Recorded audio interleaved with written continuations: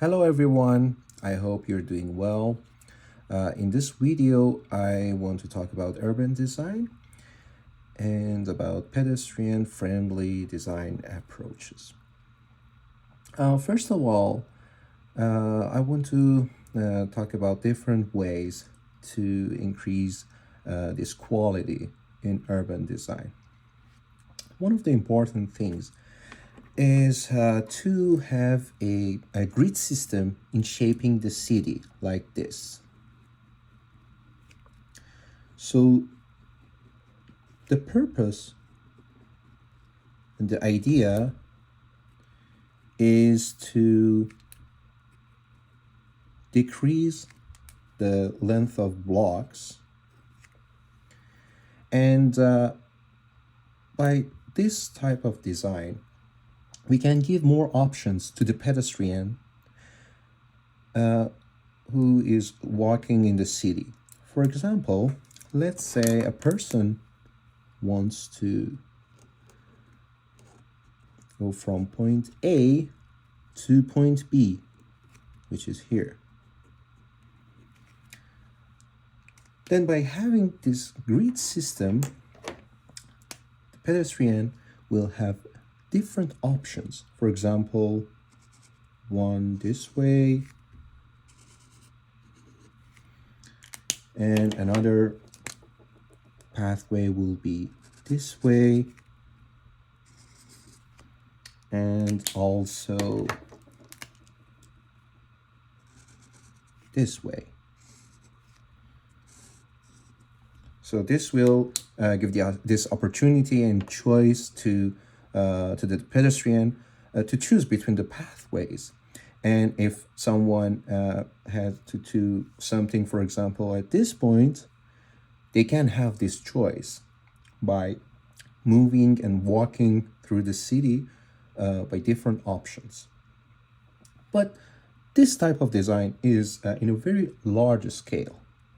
Then after that, it comes to another stage when, for example, designers are given a lot to design. For example, consider this part of the city, which we have all these blocks, and each part is a lot. So the idea to another way to contribute this quality is to increase and create the mid-block pathways, which works this way, for example.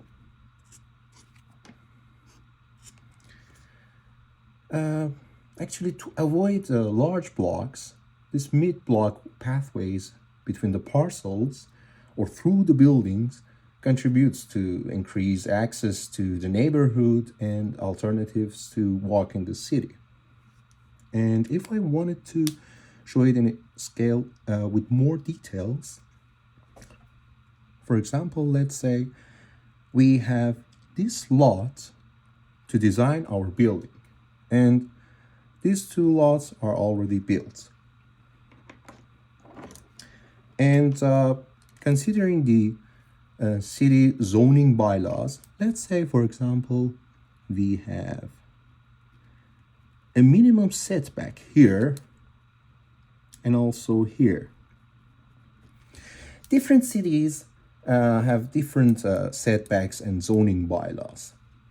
But let's say, for example, here we have a minimum 2 meters, and here as well, 2 meters.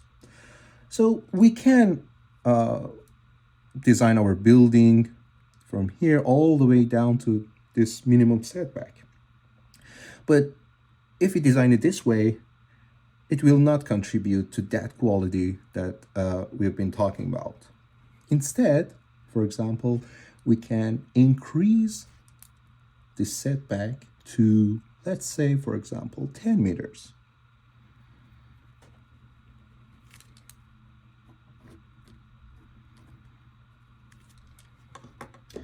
And then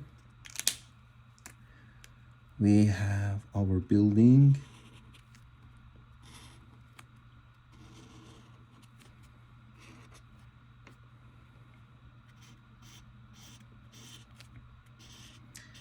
And then we have this space. Instead of 2 meters setback, we have 10 meters, which is enough to have a very high quality mid-block connection for the pedestrian to walk through.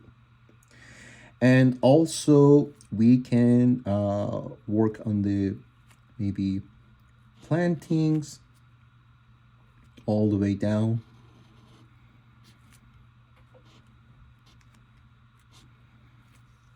Plant some trees, and also to maximize the quality, safety, and comfort for the pedestrian to walk through the building, we can add this proper lighting, planting, and visibility. Also, there is another example which we can approach is that, let's say, again, we have a lot between two buildings which are already built. And then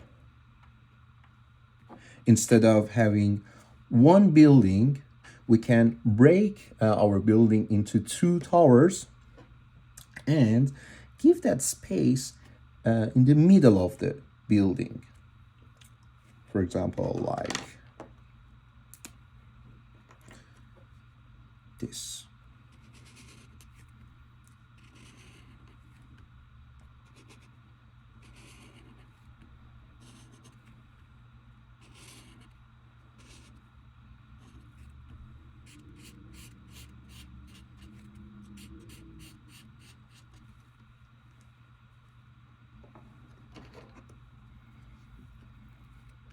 So whatever was happening here for the pedestrian to walk through the mid-block connection, it can happen here.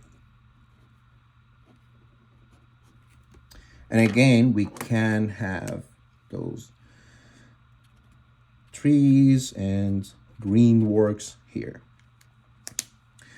Both ways, we can contribute the pedestrian-friendly approach in our design. And also, it depends. For example, let's say we have some commercial use units on the ground floor, which people can go through the building. And also maybe it's not their final destination. Let's say, for example, that the pedestrian, like this example, wants to go from point A to B. But if there is a mid-block connection pathway, they can choose to use that one. And maybe they are attracted even to the commercial units as well. There is another example which I want to show you. Here's a building. I'm just gonna show the sketch.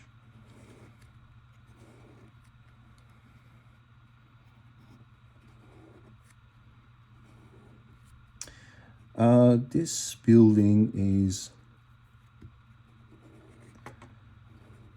a building for a bank. This masterpiece was designed by Sir Norman Foster, and it was completed in 1985. And the opposite of every other building, like banks that we see everywhere, that we have the first floor on the ground level. The idea of this building was to lift up the building. Lift up the building that people could walk underneath the building, and to give back the space, this space of ground floor of this building, to the city, to the community, which increases the quality of life for people to gather and communicate. And it's kind of like the idea of those meat block connections that people can walk underneath the building. And then there are escalators underneath the building that people can use and go to the upper stairs. So yeah, that was the idea of this pedestrian-friendly design approach, and I hope that this was helpful. And thank you for watching my video. Have a great time.